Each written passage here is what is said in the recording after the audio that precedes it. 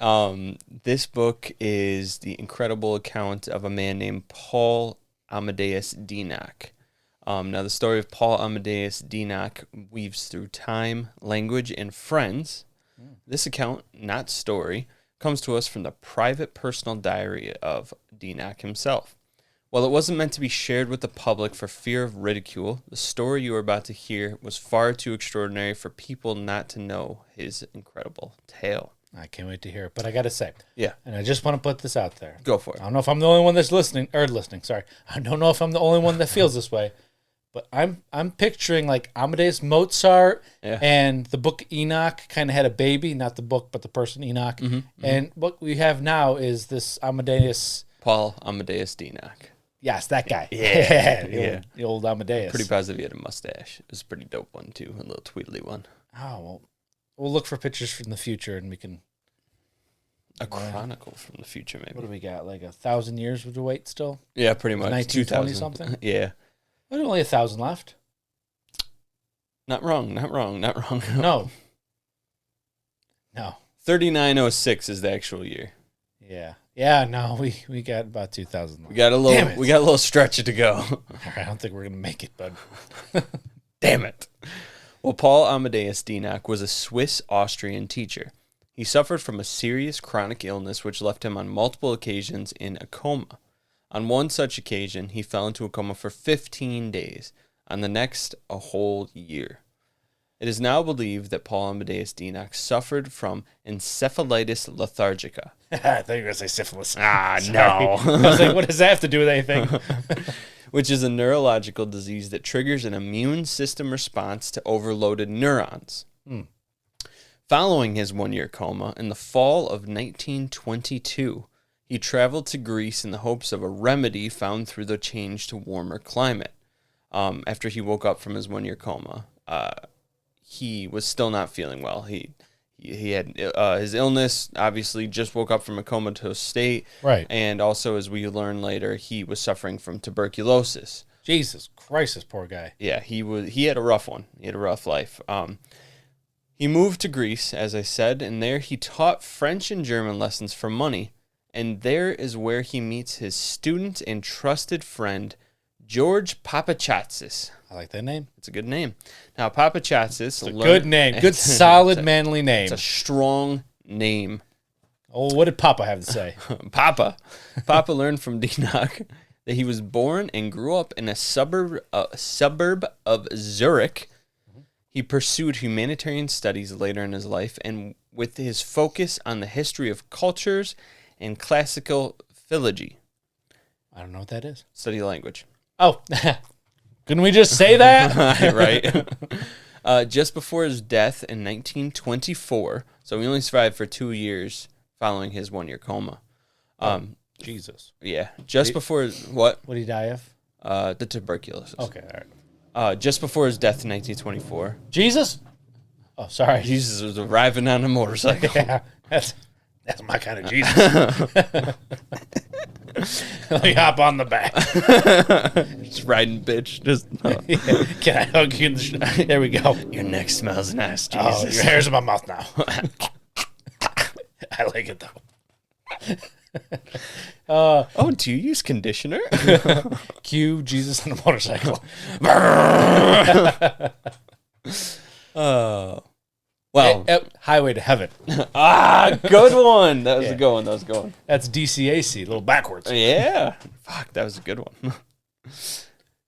I can't recover. Just before his death in 1924, Dinac gave his trusted friend Papachatsis a gift. Now, the gift was given without context of what it held, other than that he told him he wished for him to use it to strengthen his language by translating it from German to Greek. Now, what Papachatsis found in the gift was a collection of notes that he initially believed to be a story that Dinac was writing. But upon further reading and translating, Papachatsis learned it was far more important. It was Dinac's personal diary. God damn it. Papa got a new bag. Papa got a new bag, yeah. I think that's couldn't remember the quote real well. Something like that. Papa's got a new bag. In his diary, he found the incredible account from Enoch himself about what he experienced during his 1-year coma. He learned that as Enoch's body lay comatose in a hospital bed in Zurich, his consciousness was projected forward into the future to the year 3906. He found himself in the body of a man named Andreas Northam and lived his entire year in the future in this man's body. I'm just crying over here. Don't mind me. It's okay. It is a sad one. Following his awakening in 1922, he wrote in his diary secretly to everyone around him everything and every detail he could remember from his 1 year in the future. It is even said that he quit his teaching job just before his death, fearing the end would soon come, in an attempt to finish writing it before entrusting it to his close friend. I wonder if you could go... Sorry. You're good. But if you could go into the future, and obviously it wasn't planned, Yeah. would you Google yourself? Or Google yourself, whatever the fuck they call it up in the future? Well, you wouldn't know. Well, you know what I'm saying. Would Yes. you try to look at your past, if possible? now, Past as in the future, which is weird because of our your future, past. their past. Yeah. Yeah. I'm asking you. I don't know what he did. Okay. What would you do? What would I do? Real quick. I'd probably, I know that you just said not to, but I'd probably look at it the way that they did. Okay. Which we'll learn then as we go on. Yes. All What right. would you do? Would you look it up? Would you look at our future? If I remembered me, I would be honest with you. I think I'd be a fool not to. Mm-hmm. But then again, what if you find out something disappointing? Mhm. I don't know. It's a tough one. Yeah. I probably, because curiosity is my biggest weakness, Yeah. would be too curious and have to, if I had the means to, look. I'd Yeah. want to. Then you got What a happened to Josh? Back to the Future Part 2 Sports Almanac situation in your hands. Yeah. Yeah. Well, we don't really know how that all works. You see, would me looking at my Oh, we're going past- paradoxical now. me looking at my past create the future that I saw? Mm-hmm. Or would it change my future when I go back? Mm. We don't know because don't it's know. not going to happen do in not our know. lifetime. They say that there's big brain guys that say that time travel is possible, but only in the extent that we can dilate time and we can only travel forwards, Yes. not backwards. Something to do with one way is to fly out to space, come right back, and Exactly. you go X amount of time in the future. At the speed of light, correct. Yeah. Even not at the speed of light. Astronauts, I think, that if they travel to Mars and back, would be 5 minutes younger. Really? I can't remember what it was. Don't That's quote me on that. Don't quote me! Don't quote me. Not that anybody's quoting me out there, but don't do it. But interesting. yeah, it was something to do with, you don't even have to go that far. You go out and come back and you're X amount in the future already Yeah. just because of gravity.